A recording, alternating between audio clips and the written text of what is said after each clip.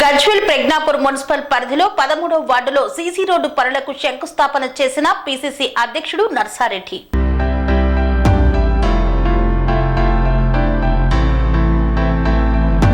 సిద్దిపేట జిల్లా Gajwel pin number municipality పరిధిలోని 13వ వార్డులో సీసీ రోడ్డు శంకుస్థాపన చేసిన పీసీసీ అధ్యక్షుడు నర్సారెడ్డి మరియు మార్కెట్ చైర్మన్ నరేందర్ రెడ్డి, కాంగ్రెస్ నాయకుడు Gadipalli Bhaskar, market vice chairman Sardar Khan.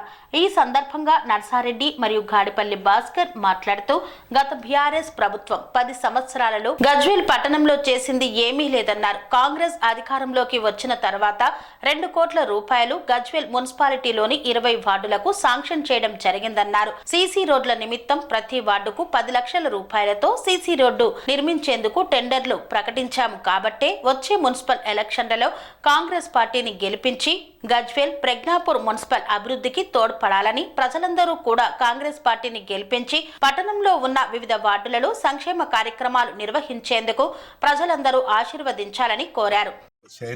Sameer ఆధ్వర్యంలో ఇక్కడ సీసీ రోడ్డుకు కొబ్బరికాయ కొట్టి పూజ చేసుకోవడం జరిగింది. ముఖ్యంగా మీరందరూ గమనించాలి, ఇప్పుడు 14th ఫైనాన్స్ 15th ఫైనాన్స్ కలిపి మనకు 2 కోట్ల బడ్జెట్ వచ్చింది. ప్రతి వార్డుకు కూడా 10 లక్షలు కేటాయించాం. కానీ ఇది కాంగ్రెస్ ప్రభుత్వం తెచ్చిన బడ్జెట్. కానీ నిన్న మీరు చూసిరు, కొందరు మేమే తెచ్చినామని రేపటికి వాళ్ళ పదవి కాలం అయిపోతుందని కొబ్బరికాయలు కొట్టుకుంటారు. అంటే ప్రజలందరూ కూడా గమనిస్తారు. మరి వాళ్ళు టీఆర్ఎస్ ప్రభుత్వంలో బడ్జెట్ వస్తే కాంగ్రెస్ ప్రభుత్వంలో కొబ్బరికాయలు కొట్టేది ఉంటే కూడా అఫీషియల్గా వాళ్ళ కన్సర్న్ పర్సన్స్ వచ్చి కొడతారు, కానీ ఎక్కడిదక్కడ ఆ నాయకులు కొట్టుకుంటారు. ఆ విధంగా తెలియజేయాల్సింది ఏంటంటే కాంగ్రెస్ ప్రభుత్వం వచ్చినాక 2 కోట్లు వచ్చినాయి. 13వ వార్డులో మన సీసీ రోడ్ను ఈరోజు ప్రారంభించడానికి చేసినటువంటి మన గౌరవనీయులు, మన పెద్దలు, మన జిల్లా కాంగ్రెస్ పార్టీ అధ్యక్షులు నర్సారెడ్డి గారికి, అలాగే ఏఎంసీ చైర్మన్ నరేందర్ గారికి, వైస్ చైర్మన్ సర్దార్ ఖాన్ గారికి, మరియు 13వ వార్డు కౌన్సిలర్ సమీర్ గారికి, మరియు ఇక్కడ సభ్యులకు అందరికీ కూడా పేరు పేరున నమస్కారం తెలియజేస్తున్నాను. ఈరోజు మున్సిపల్లో ఈరోజు ఆ సాయంత్రం 5 గంటల వరకు క్లోజ్ అవుతున్నది.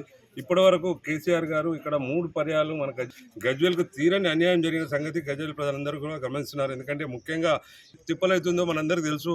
దాన్ని తీసుకుపోయి అక్కడ తూప్రాన్ రోడ్లో కట్టి గజ్వేల్ ప్రజలకు ఎంత నిరాశ్రయం చేసారో సంగతి కూడా మనందరం గమనించాలి. రూపాయలు వెచ్చించి అక్కడ హరీష్ రావు అదే ప్లేస్లో అధునాతనమైన బస్ స్టాండ్ కట్టుకున్న సంగతి కూడా మనం గ్రహించాలి. ఒక ముఖ్యమంత్రి గారు ఉంటే గజ్వేల్ ప్రజలకు ఎన్నో అవసరాలు తీరుస్తాడని ఆశపడ్డాము. ఆయనకు 3వసారి కూడా ఓట్లు వేసి అవసరం పడుతుందని తెలుసుకుంటే, ముఖ్యంగా ఈరోజు 5 సంవత్సరాలు కూడా 10 సంవత్సరాల నుంచి చూసినాం. ఇప్పుడు ఈ నర్సన్న ఆధ్వర్యంలో కంపల్సరీగా ఈ 1-2 మంత్స్నే కంపల్సరీ రింగ్ రోడ్ కంప్లీట్ చేసే ప్రక్రియను ముందుకు తీసుకుంటాం. అలాగే గజ్వేల్లో ఇందిరా పార్క్, మన ఏదైతే డైలీవాలా హోటల్ నుంచి కోటమైసమ్మ రోడ్ను కూడా, ఆ రోడ్లో పోయిన చాలా మంది బీదవాళ్ళు ఉన్నారు. వాళ్ళందరికీ కూడా ఫస్ట్ ఫేజ్లో ఇంద్రమ్మ పథకం కింద 5 లక్షల రూపాయలు నర్సన్న గారి చేతుల మీద అందించి వాళ్ళందరినీ కూడా కూర్చుని పెట్టి ఆ కాంట్రాక్టర్ని పిలిచి ఆ రోడ్ను కూడా అతి తొందరలో కంప్లీట్ చేసి గజ్వేల్ ప్రజలకు బహుమతిగా అందజేస్తాడు నర్సన్న గారు. ఈరోజు ఓడిపోయి కేసీఆర్ చేతిలో ఓటమి అనుభవించినా కానీ ఇలా ప్రజలలో, ఎందుకంటే రేవంత్ రెడ్డి గారి ప్రభుత్వం ఇలా చూసి 6 గ్యారంటీలతో ముందుకెళ్తున్నది.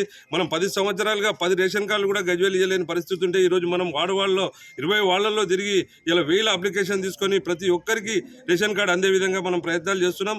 రాబో కాలంలో గజ్వేల్కు రేవంత్ అన్న గారి ద్వారా, నర్సన్న గారి ద్వారా రేవంత్ రెడ్డి గారితో కొట్లాడి, ఎందుకంటే ఈరోజు రాష్ట్ర ప్రభుత్వం రేవంత్ రెడ్డి గారు అనుకుంటున్నారు ప్రజలందరికీ బాగా 1000 కోట్ల రూపాయలు వచ్చినాయి. ఇవన్నీ దోసుకున్నారు. హరీష్ రావు గారు, కేసీఆర్ గారు వాళ్ళ బంధువులు కాంట్రాక్ట్ల పేరు మీద దోసుకున్నారు తప్ప ప్రజలకు చేసింది ఏం లేదు. కానీ ఆ బిల్డింగ్లు, రోడ్లు తప్ప బీద ప్రజలకు ఏం చేయలేదు.